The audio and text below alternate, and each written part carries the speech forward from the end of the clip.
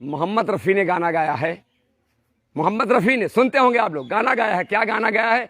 जहां डाल डाल पर सोने की चिड़िया करती है बसेरा, जहां डाल डाल पर सोने की चिड़िया करती है बसेरा, वो देश है भारत मेरा। तो इस देश का नाम भारत है और ये सोने की चिड़िया था, विश्व गुरु था, विश्व महाशक्ति था, मगर सोने की चिड़िया जो देश कहा जाता था भारत, उसको आज गरीब देश बना दिया है ब्राह्मणों ने। जो विश्व गुरु कहा जाता था, उस विश्व गुरु पूरी दुनिया के छात्र भारत में पढ़ने आते थे। हमारे पुरखों ने 4-4 यूनिवर्सिटी बनाया था भारत के अंदर। नालंदा विश्वविद्यालय हमारे पुरखों ने बनाया, तक्षशिला हमारे पुरखों ने बनाया, विक्रमशिला हमारे पुरखों ने बनाया और वल्लभी विश्वविद्यालय हमारे पुरखों ने बनाया था। दुनिया के छात्र भारत में पढ़ने आते थे। भारत विश्व गुरु था, पूरी दुनिया को शिक्षा देने का काम किया। आपको जान के हैरानी होगी कि दुनिया के महान दार्शनिक और महान वैज्ञानिक सुकरात और उनके दोनों शिष्य प्लेटो और अरस्तु भी भारत में पढ़ने आए थे। श्रीलंका के कुमार मंगलम भी भारत में पढ़ने आए थे, जो महाकवि कालिदास के मित्र हुआ करते थे और राजा के लड़के थे। इतना महान भारत था। उस महान भारत को ब्राह्मणों ने इस कदर पैदा कर दिया कि आज इस कदर बना दिया भारत को कि आज की तारीख में दुनिया की रिपोर्ट है, सबसे बड़ी सरकार की रिपोर्ट है। और आपके पूर्व राष्ट्रपति प्रणब मुखर्जी ने भी लिखा इस किताब में, एक किताब में लिखा कि दुनिया की 200 यूनिवर्सिटी में भारत का नाम ही नहीं। ये परिस्थिति आजाद भारत में किसने पैदा किया कि जो भारत विश्व गुरु था, उसका आज दुनिया के 200 यूनिवर्सिटी में भारत का नाम नहीं। जो भारत विश्व महाशक्ति था, आज उसकी सीमाएं सुरक्षित नहीं है। उधर चाइना चांपता है तो उधर पाकिस्तान डांटता है। पाकिस्तान को तो मुसलमान के नाम पर केवल भारत की तरफ थूक दे तो बवाल मच जाता है। वो मुसलमान तो हमारा भाई है, ये 100% सही है। मुसलमान हमारा भाई है, लेकिन ब्राह्मण नंबर 1 का दुश्मन है। आपको अधिकार बाबा साहब डॉक्टर अंबेडकर ने संविधान की धारा 340 में दिया बैकवर्ड को आरक्षण। आज आरक्षण का विरोध कौन करता है? मुसलमान करता है कि ब्राह्मण करता है? बताइए कौन करता है? आपके आरक्षण का विरोध तो केवल ब्राह्मण करता है ना, तो ब्राह्मण दुश्मन हुआ कि मुसलमान दुश्मन हुआ? हमारे हक अधिकार का कभी मुसलमानों ने विरोध नहीं किया, बल्कि वोट दे करके हमें राजा ही बनाया। उसने जिसको राजा बनाया वो भले समाज के हित में काम ना किए हों, ब्राह्मण से मिल करके धोखेबाजी किए हों, मगर उन्होंने राजा बनाया। चाहे मुलायम सिंह यादव हो, चाहे मायावती हो, किया कि नहीं किया? तो इस तरह से ब्राह्मण हमारा नंबर 1 का दुश्मन है। तो बहुजन मुक्ति आपके अंदर सामाजिक चेतना जागृत करने आए कि सामाजिक रूप से हमारे लोगों के अंदर चेतना पैदा हो। जो जातीय स्वाभिमान है इसको खत्म करो, वर्गीय चेतना पैदा करने हम आए हैं।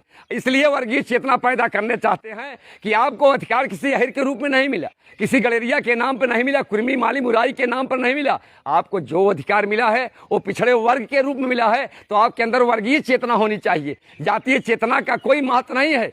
अधिकार मिला है वर्ग के रूप में, मगर नेता चाहिए आपको जात के रूप में। ये जाति का नेता चाहोगे तो जाति का नेता समाज का, जाति का सत्यानाश करता है।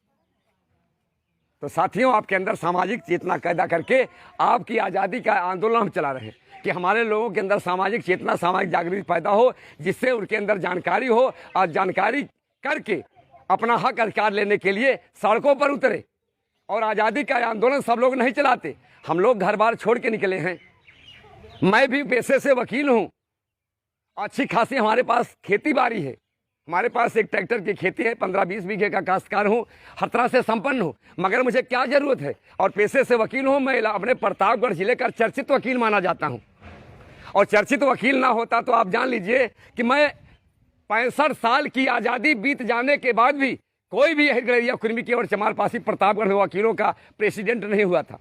मैं ब्राह्मण को हरा करके प्रतापगढ़ का पहला बार एसोसिएशन का प्रेसिडेंट मैं बना था। इस कलंक को मैंने मिटाया है और ब्राह्मण को हराया था। पता कर लेना प्रतापगढ़ जिले में। तो आपको आज़ादी दिलाने के लिए आया हूं।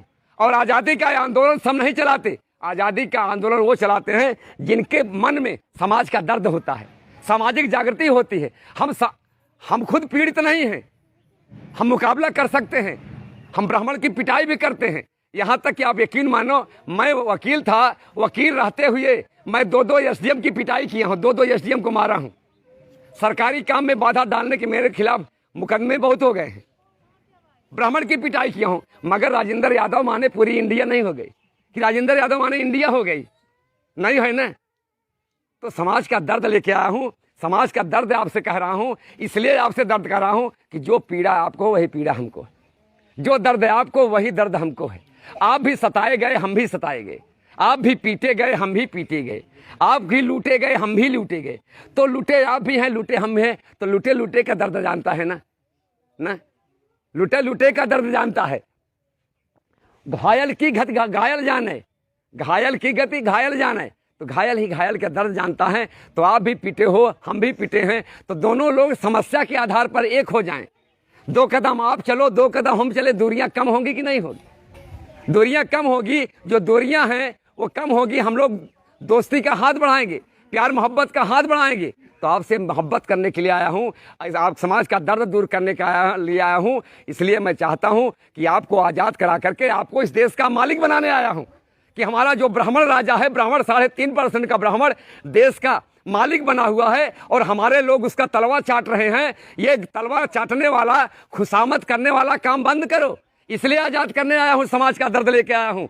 तो आज़ादी का आंदोलन सब नहीं चलाते, कौन चलाते हैं? जिनमें हिम्मत है वो कुदरत में दखल देते हैं, जिनमें हिम्मत है वो कुदरत में दखल देते हैं। राह में कांटे हों उसको भी मसल देते हैं, खौफ की दुनिया से बदलते नहीं राहें अपनी। अरे मर्द तो वो हैं जो जमाने को बदल देते हैं। आपने हमें सुना, इसके लिए बहुत बहुत शुक्रिया, बहुत धन्यवाद। जय भीम, जय भारत, जय मुनि।